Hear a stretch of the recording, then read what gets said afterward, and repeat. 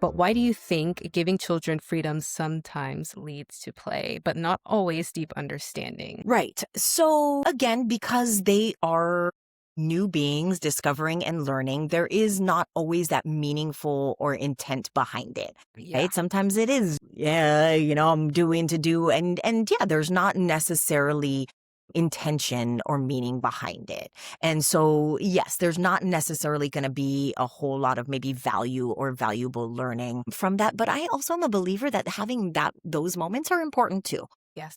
If you just want to stack or if you just want to knock down stuff for a little bit, okay.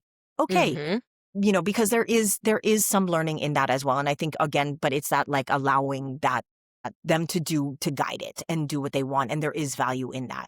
But yes, if there's not always going to be meaning and intention behind it because they're little and they're learning and they're discovering and they don't necessarily know how to do that either yet. And so again, that's where that guided play is important as well, because in a way you're also showing them, right? And they're going to then eventually take that into their play. And you do see that too in the preschool classroom, even from the beginning of the year to the end of the year, you absolutely, as an early childhood educator, see a development in play.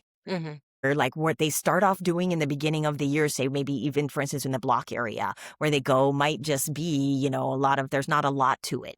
Maybe they just dump stuff out, and there's a lot of dumping and there's maybe a lot of pie and and there's not a lot to it. But then you bring in things like, you change the materials and you bring in different materials. So then they're exploring and trying it and they have to kind of be forced to use it in different ways.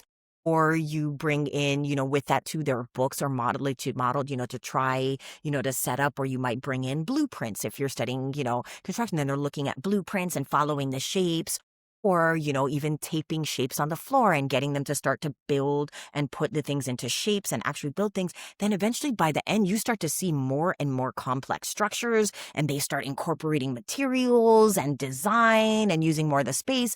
And you see how that guiding and showing them and bringing in some more intention, they then start to take it on as their own. And then they are taking what you've given them, but then they are then truly making it their own. And that's when it becomes really super valuable. That's when you've done, then you're like, yes. That's when the early childhood educator is like, yeah, I did it. That's success. Yes. That's what it looks like. And because that is the ultimate, is now you see them taking it and doing it on their own.